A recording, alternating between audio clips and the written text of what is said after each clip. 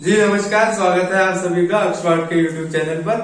मैं रक्षित गुर्जर आज लेकर आया हूँ एक नया टॉपिक जो है सीडीपी चाइल्ड डेवलपमेंट बाल विकास के मतलब जो फर्स्ट ईयर के स्टूडेंट्स हैं उनके लिए इम्पोर्टेंट टॉपिक है, जिसमें हम बात करेंगे techniques of gathering information about children, यानी कि बालकों की सूचनाओं को एकत्रित करने की तकनीकें। एज अ टीचर जो स्टूडेंट्स की बहुत सारी प्रॉब्लम्स होती है उनके आइडेंटिफिकेशन के लिए उनसे रिलेटेड जो इन्फॉर्मेशन है वो गैदर करनी होती है, कलेक्ट करनी होती है। तो एज अ टीचर तो ये बहुत सारे मेथड्स बताए गए हैं साइकोलॉजी में, जिसके अकॉर्डिंग हम स्टूडेंट से रिलेटेड कोई भी इंफॉर्मेशन कलेक्ट कर सकते हैं।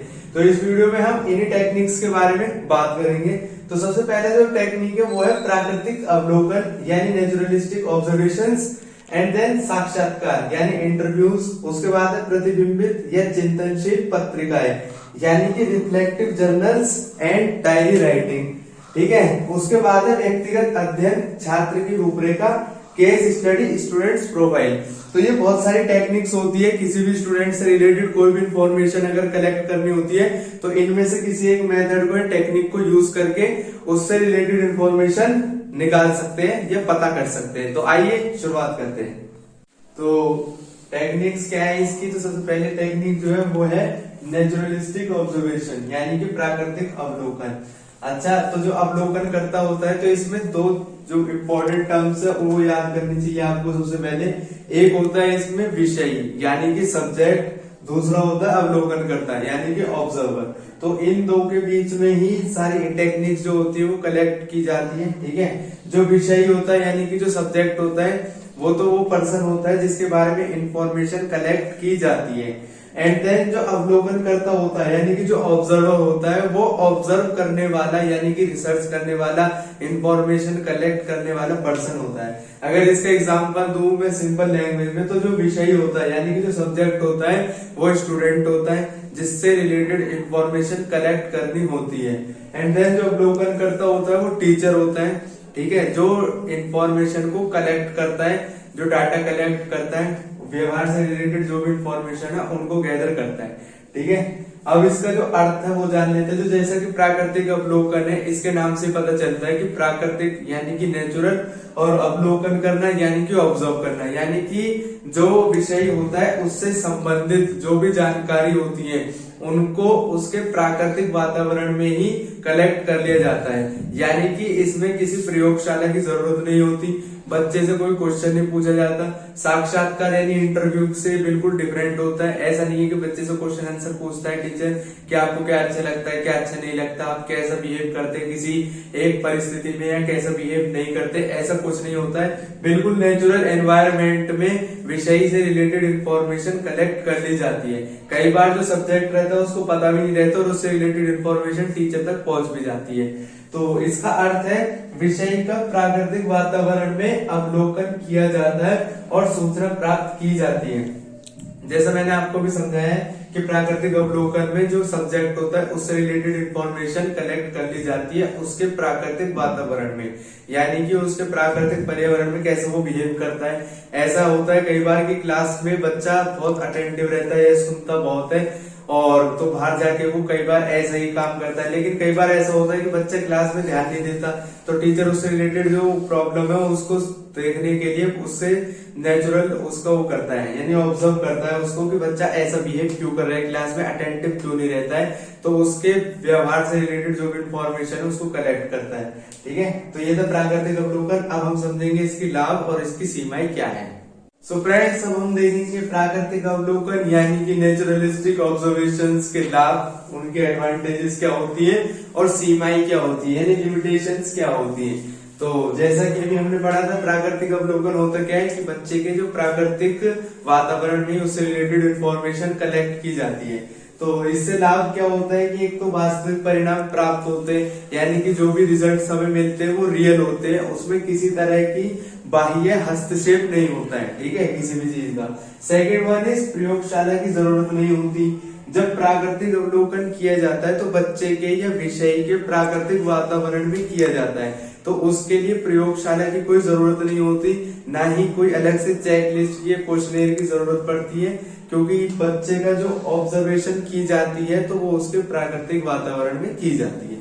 तो इसका दूसरा सबसे बड़ा लाभ होता है। तीसरा है विषय का व्यवहार प्रभावित नहीं होता।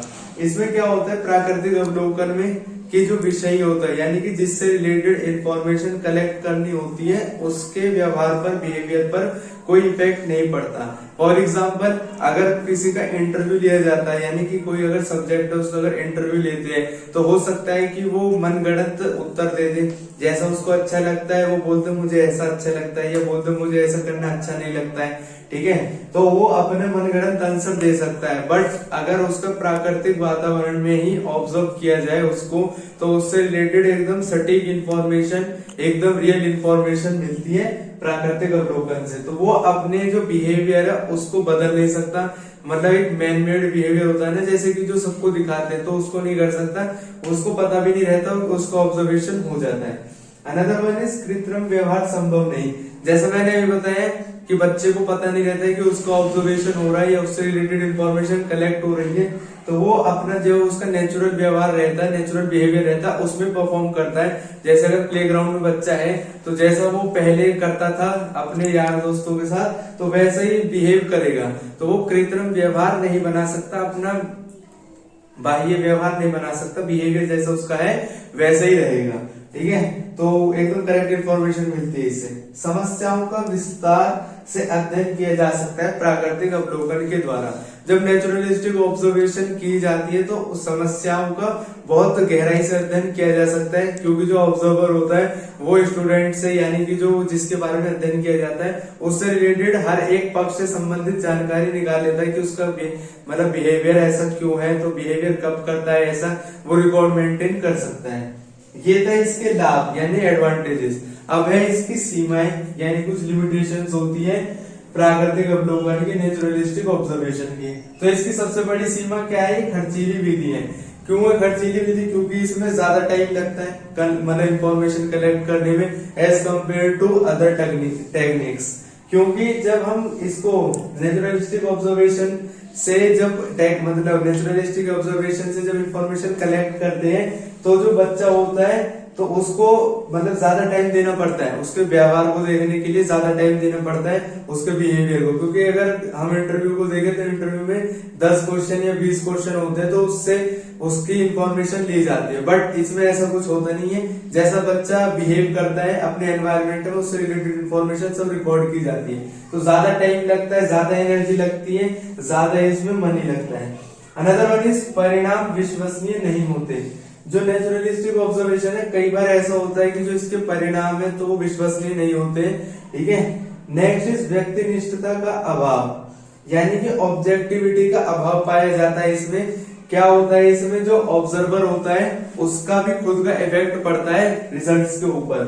फॉर एग्जाम्पल जैसे बच्चा कुछ बिहेव करता है एक पर्टिकुलर कंडीशन में, तो जरूरी नहीं कि बच्चा हर बार ऐसे बिहेव करता हो, क्या पता उस दिन उसको ज्यादा गुस्सा आ गया हो तो वो अब उसको ऑब्जर्वर जो होता है उससे रिलेटेड इंफॉर्मेशन लिख लेता है। तो कई बार इसके जो मतलब व्यक्तिनिष्ठता का इसमें अभाव पाया जाता है, बिल्कुल करेक्ट इंफॉर्मेशन मिल जाए ऐसा पॉसिबल नहीं होता है। नेक्स्ट इज अमूर्त समस्याओं का अध्ययन संभव नहीं। जो प्राकृतिक अवलोकन होता है वो खाली बाहर से इंफॉर्मेशन कलेक्ट कर सकता है, वो वैसी इंफॉर्मेशन कलेक्ट कर सकता है जैसी बच्चा शो करता है, वैसी इंफॉर्मेशन कलेक्ट नहीं कर सकता जैसी बच्चा शो नहीं करता है, जो उसके अंदर होती है।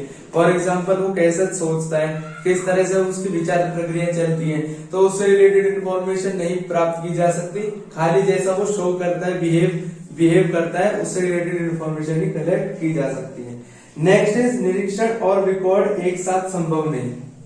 प्राकृतिक अवलोकन में होता क्या है कि निरीक्षण और जो रिकॉर्ड मेंटेन दोनों एक साथ करने पड़ते हैं। जैसे बिहेवियर को देखा, उससे रिलेटेड इंफॉर्मेशन कलेक्ट की और उसको नोट डाउन करना होता है, रिकॉर्ड तैयार करना होता है, ठीक है। तो निरीक्षण और रिकॉर्ड एक साथ जब करता है जो ऑब्जर्वर होता है तो जरूरी नहीं कि वो हर इंफॉर्मेशन को सही से लिखे जैसे उसने ऑब्जर्व की होती है, तो और जैसे जितनी भी इंफॉर्मेशन उसने देखी हो मतलब जितना भी वो ऑब्जर्व करता है जरूरी नहीं कि वो उन सारी बातों को ही लिख सके। तो निरीक्षण और रिकॉर्ड एक साथ संभव नहीं होता। तो ये था नेचुरलिस्टिक ऑब्जर्वेशन यानी कि प्राकृतिक अवलोकन। अब इससे रिलेटेड जो अदर टेक्निक्स है उसको हम करेंगे नेक्स्ट वीडियोस में। तब तक के लिए हंसते रहिए, मुस्कुराते रहिए और जुड़े रहिए अक्षवाट के साथ। जय हिंद, जय भारत।